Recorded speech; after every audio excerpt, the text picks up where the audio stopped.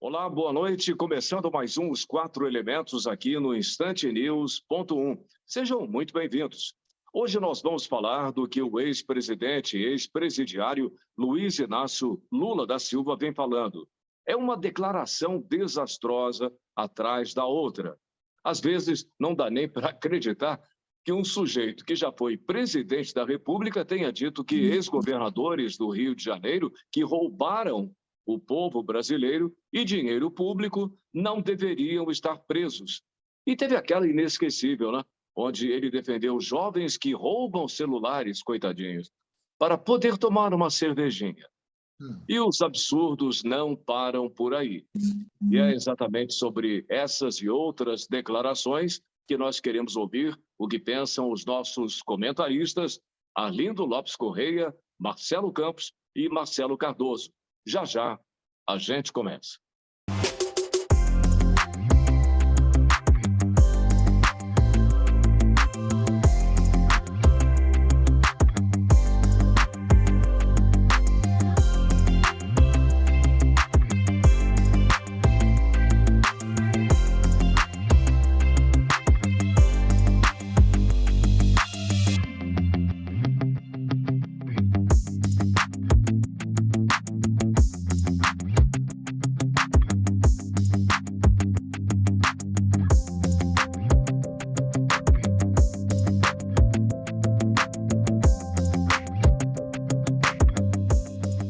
Bem, estamos aqui com Arlindo Lopes Correia, Marcelo Campos e Marcelo Cardoso, que vão fazer as suas observações com relação a essas desastrosas declarações que o ex-presidente e ex-presidiário Luiz Inácio Lula da Silva vem fazendo.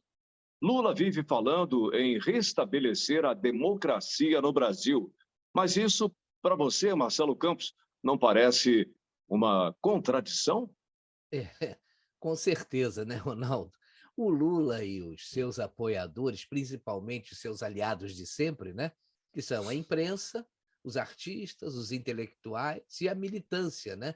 Eles falam em democracia como se fossem os únicos capazes de preservá-la e até resgatá-la, mesmo que não esteja acontecendo nada que leve ao seu resgate, né?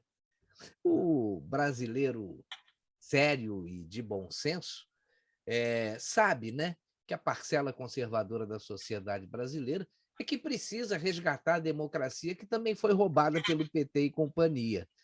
Olha, com que moral esse pessoal fala em democracia após os escândalos de corrupção que envolveram aí Lula, Dilma e o PT? Teve mensalão, teve petrolão, né? Esses dois escândalos abalaram aí as estruturas do país. No mensalão teve a compra escancarada de congressistas com aquelas mesadas, né? E o petrolão foi o maior escândalo de corrupção da face da terra, hein? E é sempre bom lembrar que apenas um gerente da Petrobras devolveu cento e tantos milhões aos cofres públicos, né? Agora, se um gerente devolveu isso, imagina quanto roubaram as pessoas que estavam hierarquicamente acima deles, né? A gente teve uma boa noção desses dois escândalos nada democráticos.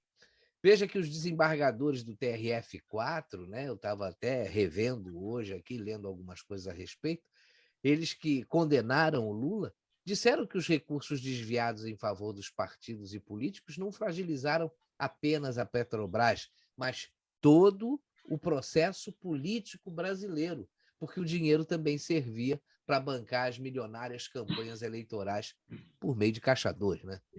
Então, o Lula e o PT colocaram em xeque a própria estabilidade democrática, porque foram eles que comprometeram o sistema eleitoral brasileiro. Outro ponto aí que não dá para a gente engolir é esse discurso do Lula e do PT com relação à democracia, porque eles só fazem alianças com ditadores e ditadores cruéis, hein? Você já reparou que os regimes preferidos do Lula são regimes autoritários? Você vê que, além de Cuba e da Venezuela, tem afinidade aí com ditaduras africanas, com a China, com a Coreia do Norte, com a Líbia, do Gaddafi, no Irã e na Nicarágua, do Daniel Ortega, né? Aí eu te pergunto, como é que um sujeito que é admirador, confesso, do Che Guevara, como o Lula, pode abrir a boca para falar em democracia, né? O Che Guevara era um assassino cruel, um verdadeiro genocida. É o adjetivo que eles adoram transferir para o presidente Bolsonaro. Outro ponto aí, para finalizar, que mostra que Lula não tem moral para falar de democracia, é o controle social da mídia que ele quer implantar caso seja eleito, né? Você vê que esse mundo predominantemente democrático, aspirado pelo Lula e pelo PT, é um mundo onde os seus aliados invadem propriedades, destroem propriedades, bloqueiam as rodovias, fazem atentados, sequestros, assassinatos, como o daquele do ex-prefeito Celso Daniel, que até hoje está sem solução, né? E ainda teve 7 mortes acessórias. Esse pessoal também é condescendente com o tráfico de drogas e tem a parceria aí com o crime organizado, como foi denunciado pelo ex-companheiro Marcos Valério, à Polícia Federal. Aí não dá para acreditar na democracia desses caras, né? O presidente Bolsonaro vem fazendo uma verdadeira cruzada, né, para diminuir os impactos da pandemia e da guerra da Ucrânia na vida do cidadão brasileiro. Vem reduzindo impostos, já que a reforma tributária ainda não aconteceu, e tenta fazer com que a Petrobras reveja sua política de preços, mas sem interferir e sem descumprir o que diz a Constituição. Só que o Lula e governadores petistas não querem que o decreto que ajustou o ICMS dos estados para um patamar máximo único permaneça. E a equipe jurídica do PT deve acionar a justiça contra o decreto do presidente Jair Bolsonaro, que obriga os postos a exibir como eram os preços dos combustíveis antes da lei que fixou um teto de 17% no ICMS. Acho que foi 18%. Eles alegam que 18%? Foi 18%. Se não me É, engano. 18%, ok, 18%. Eles alegam que a medida do governo é eleitoreira. Não era o Lula que dizia sempre que lutava pelo bem do povo, né? Como é que ele pode ser contra uma dessas medidas no momento em que o mundo inteiro sofre os efeitos da pandemia e da guerra da Ucrânia, né? Marcelo Cardoso, por favor. Olha, Ronaldo, Arlindo, Campos, salve. Guerra fiscal é uma coisa que sempre houve no Brasil. E esse evento aí do ICMS, dos combustíveis, nesse momento tão emblemático, mostra bem como é daninha essa guerra, quão daninha ela pode ser. Normalmente a gente via isso entre estados, né? Numa espécie de competição, uma disputa muito comum para atrair grandes conglomerados, investidores comerciais, industriais. Mas hoje, nesse enfrentamento que alguns governadores de esquerda, claro, né, tendo com o governo federal, a coisa se resume a uma picuinha política.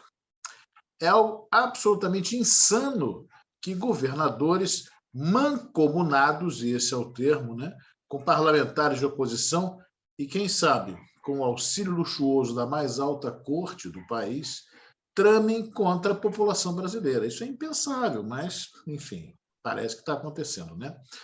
Os combustíveis influenciam na composição de preços de quase tudo, o que significa, como já estamos carecas de ver, mais carecas até do que o Xandão, que aumentos no preço desses insumos são repassados para a cadeia de agregação de valor na produção. Da mesma forma, a diminuição do custo desse insumo repercute favoravelmente nos preços, aliviando a pressão e arrefecendo os aumentos. Agora, acusar o presidente Bolsonaro de usar eleitoralmente uma medida dessas, como a contenção da alíquota do imposto sobre a circulação de mercadorias e serviços incidentes sobre a gasolina, é um raciocínio tão tacanho quanto hipócrita para mim. A turma do quanto pior, melhor realmente tem se superado. Já existe até uma previsão de deflação para o próximo mês como reflexo da contenção da onda do ICMS, embora alguns especialistas tivessem começado a dizer, logo depois da aprovação da medida, que isso ia ter um reflexo negativo na inflação, que os preços iam subir, os índices inflacionários iam aumentar. Mas recordar é viver. Vamos lembrar que o STF sugeriu, em dado momento, investigar o Bolsonaro pela intenção de baixar o preço dos combustíveis. Vocês se lembram disso? Quando o bate-boca com a Petrobras se acirrou e a gente teve uma dança das cadeiras na presidência da estatal. E a disposição da empresa o tempo todo era menos preocupação, praticamente nula preocupação com os impactos dos valores dos combustíveis sobre o consumidor. Importava apenas seguir uma discutível política corporativa de preços e cortejar os acionistas com lucros encantadores, né? É preciso rememorar fatos recentes com sinceridade de propósito, né, para a gente entender o que está acontecendo. E não somente aqui no Brasil, mas no mundo inteiro. A pandemia, o fica em casa, o fecha tudo, o compra picadinha, o paga auxílio social, o para as obras, tudo isso está mostrando o seu preço agora. O inferno astral do presidente, que começou no dia 1º de janeiro de 2019, na posse, com os perdedores raivosos fazendo de tudo para que o Brasil desse errado e eles tivessem alguém em quem colocar a culpa, ficou ainda pior com a vinda da peste chinesa, né? A inflação era previsível, mas não veio na proporção que os profetas do Apocalipse desejavam. Nossa economia mostrou força, segurou as pontas com estilo e com louvor. Bolsonaro, então, foi à Rússia, um pouco antes da eclosão da guerra contra a Ucrânia, preocupado em manter a nossa locomotiva do agronegócio em marcha, tendo sido criticado pelo encontro com Vladimir Putin. Vejam só. Agora está indo nas manchetes de novo, ele para garantir diesel mais barato, né? Quiseram investigar a agenda do presidente por conta dessa viagem à Rússia. Enfim, meus amigos, temos um sujeito que tem dado a cara a tapa desde que tomou posse, brigando pelo país, enfrentando os piores demônios que poderiam se interpor no seu caminho e que não desiste por nada. Sem faltar com a verdade, a gente pode dizer até que ele está dando a vida pela missão a que foi destinado. Os de fora que também o diga, né? Agora, a pergunta é ele ou seria o descondenado que roubou descaradamente o dinheiro público que se importa de verdade com o Brasil, né? Pois é. Bom, Arlindo Lopes Correia, na semana passada, o Lula induziu eleitores a se beneficiarem dos auxílios dos programas do governo Bolsonaro e depois votar nele, Lula. Será que ele está com essa bola toda? Pelo menos as pesquisas do Datafolha dizem que sim, mas o Datapovo mostra que não. E aí, Arlindo, o que você fala? Bom, quando o Lula pede aos beneficiários dos inúmeros programas sociais feitos pelo Bolsonaro desde o seu início do seu governo, para votarem nele, Lula, ele nada mais está fazendo do que se recordando dos tempos em que o PT estava no governo, tinha o Bolsa Família, e espalhava antes das eleições que os adversários iriam acabar com o Bolsa Família, e assim garantiam já de cara os 40 milhões de votos, pelos motivos que eu vou expor. Eram 14 milhões de beneficiários. Havia uma fila de uns 3 milhões de famílias realmente carentes, mas que não recebiam o Bolsa Família. Desses 14 milhões, existiam aí entre 1,5 milhão a 2 milhões de fraudes. E os outros eram realmente carentes. E esses carentes, cá entre nós, a gente diz, vota fisiologicamente, porque acreditou nessa história de que o Aécio ia acabar com o Bolsa Família, então vota fisiologicamente. Minha gente, eles estavam com medo de voltar a ter fome. Então, não é um voto fisiológico, é um voto lógico. Agora, nesses 14 milhões de beneficiários, tinha aí entre 1,5 milhão e 2 milhões de fraudes. Fraudes para as quais os governos do PT faziam vistas grossas. Por quê? Se eu estou fraudando e eu vou querer que mude o governo? Não, continua esse aí, porque esse aqui está bom, pô. Vou continuar fraudando. Esses 1,5 milhão, 2 milhões, eu não estou chutando o número, não. Eles foram posteriormente, no governo Temer, quando o Osmar Terra assumiu o ministério, eles foram sendo retirados. E as famílias carentes foram sendo colocadas. Quem eram os fraudadores?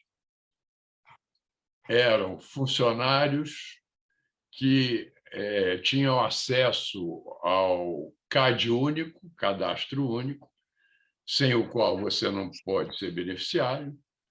Eram os funcionários que punham as suas famíliazinhas e tal ali. Tinha um monte de vereadores, tinha até prefeito, família de prefeito recebendo Bolsa Família. E o Osmar Terra foi retirando-os e, posteriormente, no governo Bolsonaro, ele melhorou o Bolsa Família, 13º, ele aumentou o número de famílias, hoje são 17 milhões recebendo o Auxílio Brasil, mas o Bolsonaro não vai fazer o que o Lula e a dona Dilma, etc., faziam, inclusive porque, honesto, ele deixou que esse projeto se tornasse um projeto não de governo, mas de Estado. Então, o governo vai mudar, mas o programa está assegurado. Em relação à segunda parte, as pesquisas, eu tenho uma teoria. Há 50 ou 60 anos, eu vi talvez a primeira pesquisa feita sobre a influência das pesquisas eleitorais sobre a votação. 3 modos de influir. Alguns, por questões psicológicas, gostam de votar no vencedor. Outros acreditam que, se aquele sujeito, nas pesquisas de opinião, tem mais votos, é porque ele é o melhor, e votam nele. E há o terceiro caso, que é o voto útil, é o voto no menos ruim para o meu gosto. Muito bem. Isso fazia com que, essa pesquisa era referente a pesquisas eleitorais feitas imediatamente antes das eleições.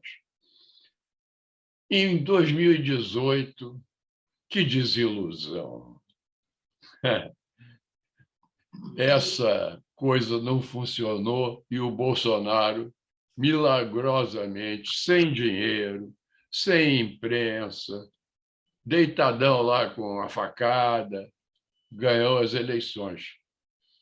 Então, a turma viu que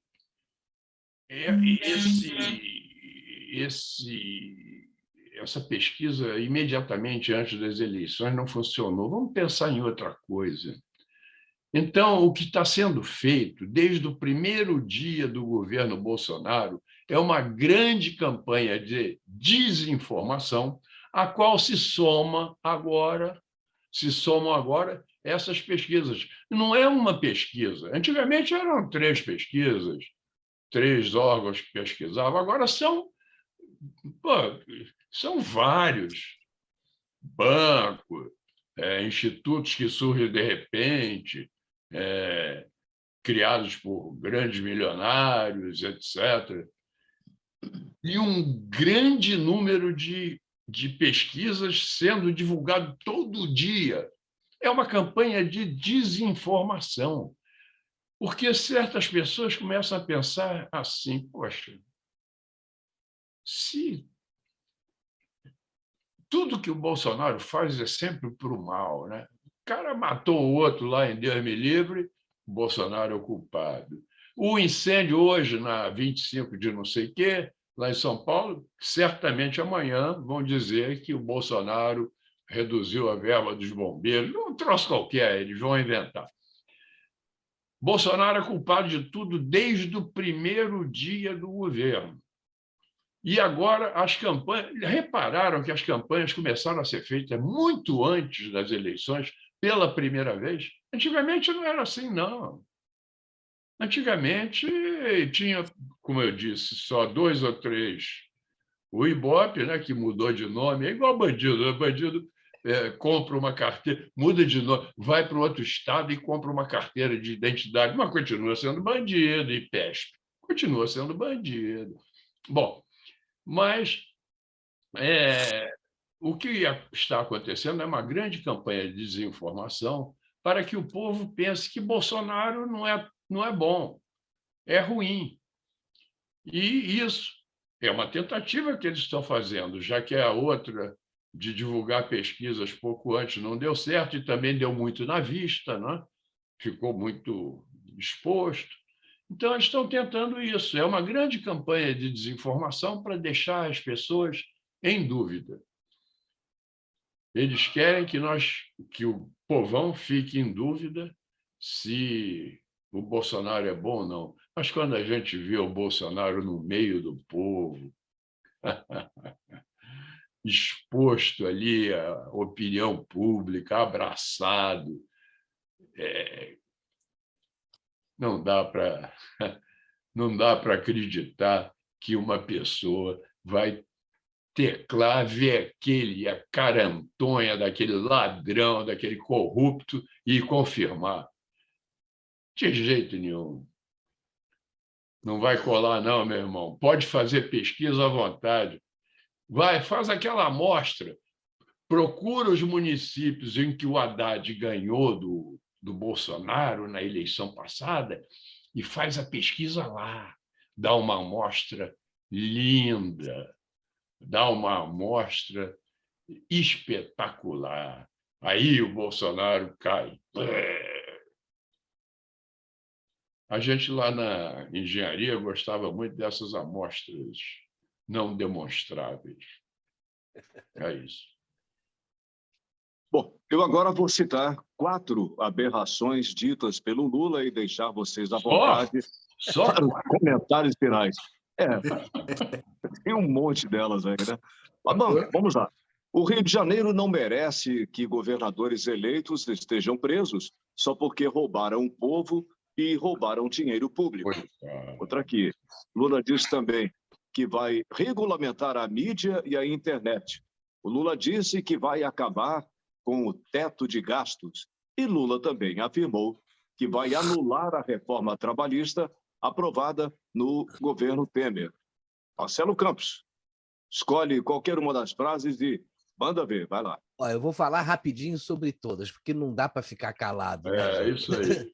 Olha, com relação ao posicionamento dele quando diz que o Rio de Janeiro não merece que governadores eleitos sejam presos só porque roubaram o povo brasileiro e roubaram dinheiro público, ele diz isso porque o Sérgio Cabral e o Pezão sempre foram seus aliados fiéis. E ele deve ter sido muito beneficiado com essa relação íntima que tinha com o governador, seu vice, e o prefeito Eduardo Paz, que precisa dar muitas satisfações a respeito do que aconteceu aqui no Rio durante as Olimpíadas, né? Até agora ele está a cavaleira, né? Pois é, e essa turma tinha uma ligação umbilical, e o cordão entre esses umbigos era o cordão da corrupção, né? Agora, segundo ponto, regular a mídia e a internet é coisa de ditador, né? Que precisa controlar a informação que circula. O Lula e o PT já tentaram regular a mídia no passado, mas não conseguiram. Agora, se ele for eleito, ele vem com um rolo compressor, né? Inclusive para cima da internet. Deixa eu ver aqui, a terceira afirmação que você fez, a afirmação do Lula, né, no que se refere ao teto de gastos, tem resposta muito rápida.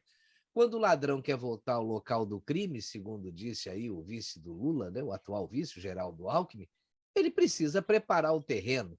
E gastar à vontade sem pensar nas consequências é uma marca dos governos de esquerda, né? E, por fim, a anulação da reforma trabalhista tem por objetivo resgatar as mamatas para os sindicatos, que hoje estão penando aí para ganhar dinheiro, porque a reforma acabou com o dinheiro fácil que eles recebiam, né? É isso. É verdade. Agora você, Marcelo Cardoso. Olha, eu diria que essa questão da regulação da mídia e da internet, especialmente da mídia, isso já existiu. O Lula fazia isso, mas de outra forma. Fazia com verbas publicitárias. Ele controlava os humores do meio jornalístico, da extrema imprensa, afinal de contas, através disso. Mas aí eu diria que tem mais coisa, Ronaldo. Eu vou me permitir aumentar um pouquinho essa sua lista. Pode ser? Claro. Vamos lá. Tem o cara dizer que esteve debatendo em Paris com Jaime Lerner e Roberto Marinho, ele tinha uma necessidade, ainda tem de se fazer importante, sobre o número de menores abandonados no país, dizendo que eram 25 milhões de crianças, praticamente 10% da população do país, sabendo que era mentira. E ele dizia isso. A gente soltava números sem ter fonte e tal coisa, porque era tudo mentira. Tem o pouco apreço, né, do descondenado por Jair Bolsonaro e pelos policiais. Frase dele: ele não tem sentimento, ele, Bolsonaro. Ele não gosta de gente. Ele gosta de policial. Separando gente de policial. Coisa boa, né? Tem o Lula pedindo a intercessão do ex-presidente Fernando Henrique Cardoso no sentido de favorecer a libertação dos sequestradores e torturadores do empresário Abílio Diniz, em 98. O sequestro tinha sido em 89. Vagabundos aos quais esse sujeito se refere como meninos, jovens e outros eufemismos, né? Tem o agradecimento do Lula ao ex-vereador de Diadema, Manuel Eduardo Marinho, Maninho, do PT, por ele ter defendido Lula em 2018, empurrando esse empresário, chama-se Carlos Alberto Bertoni, contra o para-choque de um caminhão. A vítima caiu desacordada, sem socorro, ele teve traumatismo craniano e ficou com sequelas dessa tentativa de homicídio, que é o que essa atitude foi. Tem mais. Tem o cara evocando a quase masculinidade de duas de suas filiadas do PT, a então senadora e hoje governadora do Rio Grande do Norte, Fátima Bezerra, e a deputada Maria do Rosário, cobrando que as duas acompanhassem o procurador Douglas Kirchner, que investigava ele, Lula. Frase do Lula: cadê as mulheres de grelo duro do nosso partido? Eu imagino as ereções que muitas feministas devem ter tido com esse chamamento tão efusivo. Tem a Venezuela e seu excesso de democracia, tal como Lula definiu o regime do então ditador Hugo Chávez em 2005. E tem naquele mesmo ano, para fechar a conta, o que disse o descondenado quando São Roberto Jefferson revelou o prólogo do que viriam a ser as entranhas do Mensalão. Disse o Lula: quero dizer com toda franqueza, me sinto traído por práticas inaceitáveis das quais nunca tive conhecimento. Não interessa se foi A, B ou C. Todo episódio foi como uma facada nas minhas costas. Lula, a facada do seu pupilo Adélio contra o Bolsonaro foi pela frente, né? Bem, foi apenas uma contribuiçãozinha à memória nacional e também a daqueles que estarão depositando seus votos nas urnas em 2 de outubro. Muito bom, muito bom. Arlindo, eu sei que você está ansioso, né?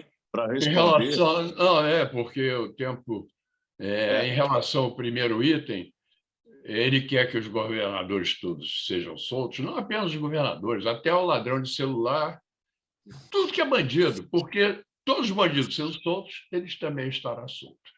Em segundo lugar, em relação ao teto de gastos, ele quer um Estado enorme para poder roubar mais, ele quer mais grana. Quanto à regulação da mídia, ele vai regular a mídia para ter que pagar menos, porque ele achou que nos governos anteriores ele pagou demais para comprar a mídia, e ele quer comprar mais barato. Tá certo, é um homem de mercado.